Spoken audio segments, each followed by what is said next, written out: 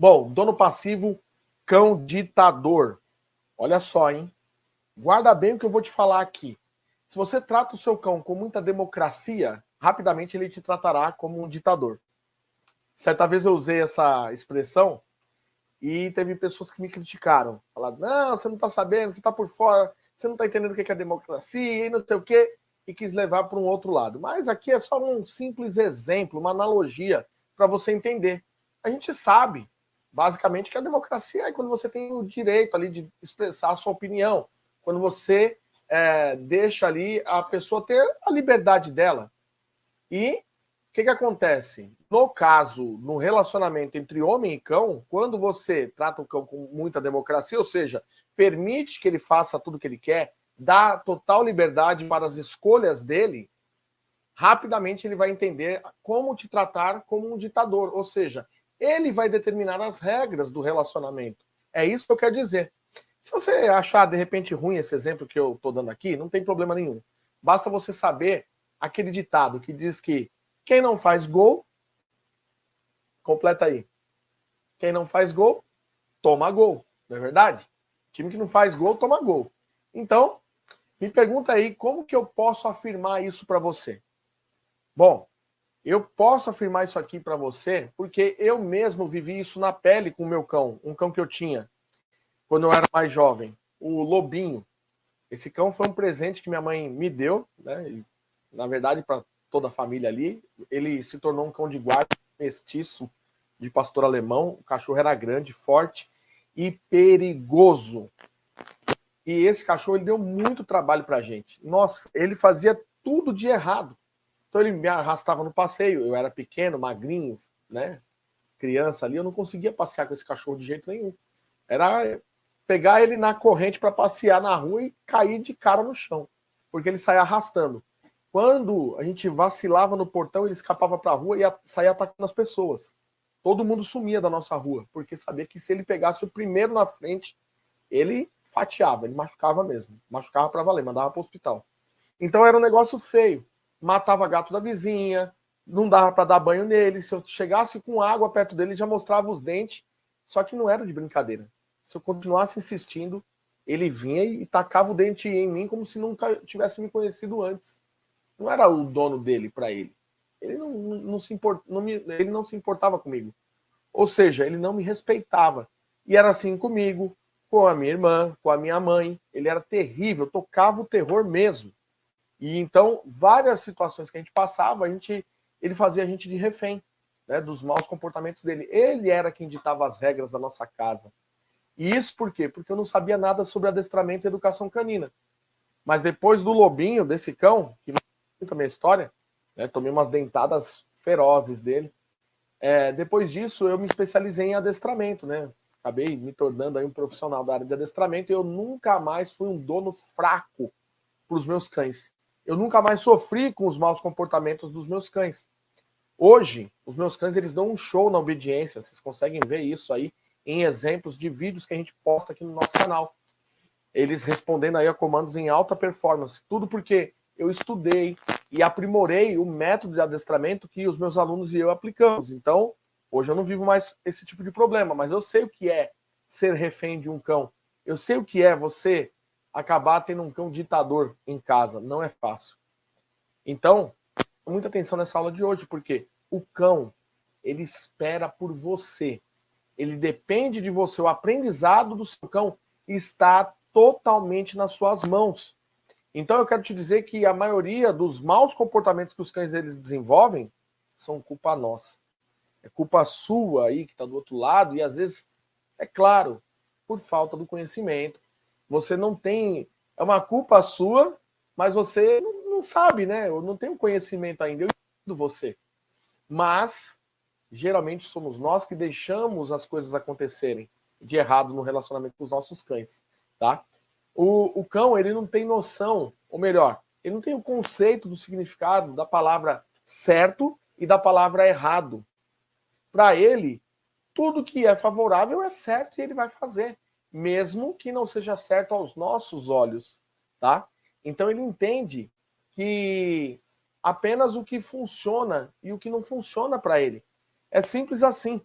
Então, ele simplesmente vai seguir aquilo aquilo que traz resultado positivo para ele vai continuar fazendo. Aquilo que traz resultado negativo, desagradável, ruim, ele para de fazer. Ele não continua.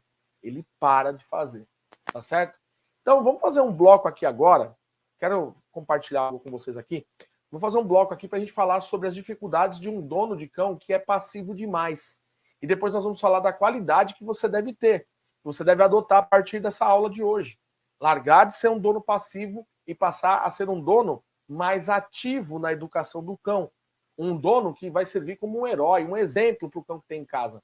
Um dono de cão que o cão verdadeiramente admira de conviver ali do lado. A verdade é que muitos donos, eles viram reféns dos seus próprios cães. E qual que é o significado dessa palavra refém? Vamos entender primeiro. O significado dessa palavra é o seguinte, pessoa importante, cidade, praça de guerra, etc. Tomada, tá assim lá, se você buscar no dicionário, tá? Pessoa importante, cidade, praça de guerra, e etc. Tomada ou entregue ao inimigo como garantia da execução de certas injunções, convenções, tratados. Ou seja, é algo que é tomado, só é, vamos dizer assim, devolvido mediante uma condição, né? Tem uma outra parte também que a gente vai ver na essência da palavra refém, que é, em situações extremas, é aquele que fica contra sua vontade em poder de outrem, como garantia de que alguma coisa será feita. Sacou? Então, se você não quer ser refém do mau comportamento do seu cão, não quer ser colocado em condições aí, em cenários em que você tem que se moldar ao mau comportamento do seu cão para não contrariá-lo, então não cometa esses erros que todo dono passivo comete e que eu vou começar a falar aqui a partir de agora para você, tá? Então, anota aí o primeiro. Então, na primeira parte eu falei que as pessoas, elas costumam deixar a educação do cão para depois, né? Tem pessoas que acham que deixando para depois a educação do cão, ele vai melhorar. Deixa, isso aí com o tempo vai passar. Ele vai amadurecer, esse problema vai embora. Esse problema ele nunca vai embora. Por que esse problema nunca vai embora? Porque o cão, à medida que ele vai desenvolvendo um mau comportamento, qualquer comportamento que ele vai desenvolvendo e tendo resultado positivo, ele tende a ir ganhando força e forma esse comportamento. Ele vai desenvolvendo a habilidade em exteriorizar esse comportamento, com cada vez mais força, com cada vez mais poder. E aí, então, à medida que você vai deixando, procrastinando, né, vai deixando para depois, depois eu resolvo, deixa, vai passar, deixa, com o tempo ele melhora, com o tempo ele só piora por conta disso. Ele vai criando habilidades. E só dele conseguir exteriorizar o comportamento ruim para o dono que é passivo, que não faz nada diante do mau comportamento dele, fica olhando ele fazer o mau comportamento e fala, olha, nossa, tá atacando, né? Ai, nossa, olha, quer me morder. E não faz nada, só de não fazer nada, o cão já está sendo recompensado, porque ele está conseguindo exteriorizar o comportamento e está se satisfazendo com aquele comportamento. Já está meio que recebendo uma recompensa, um aval da sua parte para poder executar. E à medida que vai passando o tempo, você acha que vai melhorar? Não vai, vai piorar. Então, se você não dedicar e investir em adestrar esse cão, não espere pelo melhor depois. Isso não vai acontecer, ok? Depois eu estava falando do ponto número 2. O dono passivo, deixa eu colocar na tela aqui para vocês o ponto número 2. No ponto número 2, o que vai acontecer? O dono, quando ele é passivo e ele evita situações, olha lá, evita situações em que vai perder para o cachorro. Tem gente que sabe que o cachorro não gosta de ser contrariado, e aí eu dei o exemplo do meu cunhado, que ele adquiriu um Shih Tzu de doação. Na verdade não foi doação, foi uma transferência de problema, porque o cachorro veio com problemas de mau comportamento, agressivo demais em determinadas situações. Se ele pegava no colo, ninguém podia se aproximar, os familiares dele, lá da casa dele, não podia se aproximar porque o cachorro queria atacar.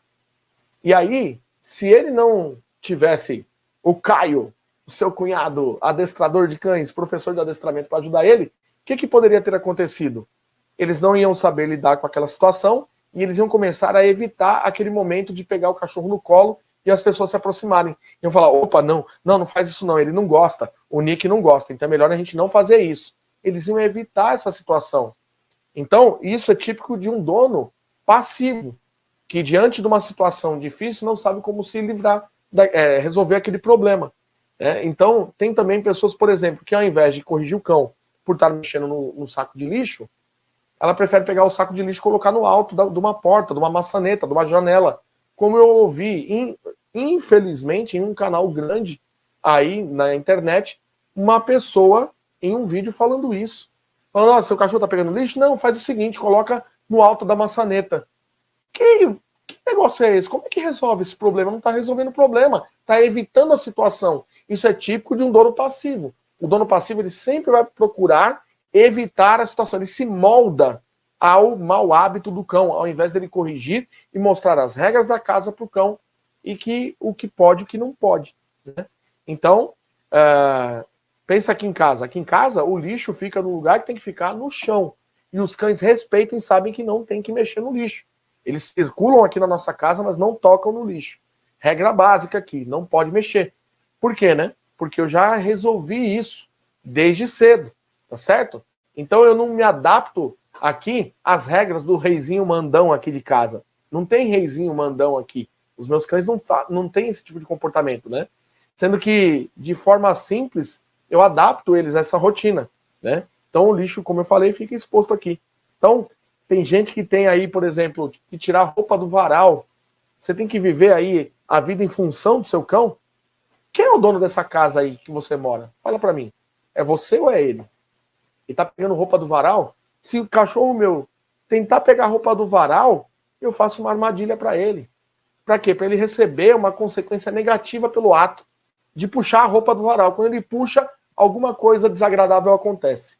E aí ele sabe, opa, puxar a roupa do varal me traz prejuízo imediato. Ou seja, uma consequência negativa imediata. Vocês têm que cuidar disso. Para quê? Para que o cachorro ele entenda que tem as coisas aí na sua casa, tem objetos aí pela sua casa, sei lá, tem objetos, ele não pode sair pegando tudo e destruindo esses objetos. Ok? Então, muito cuidado com esse ponto número 2.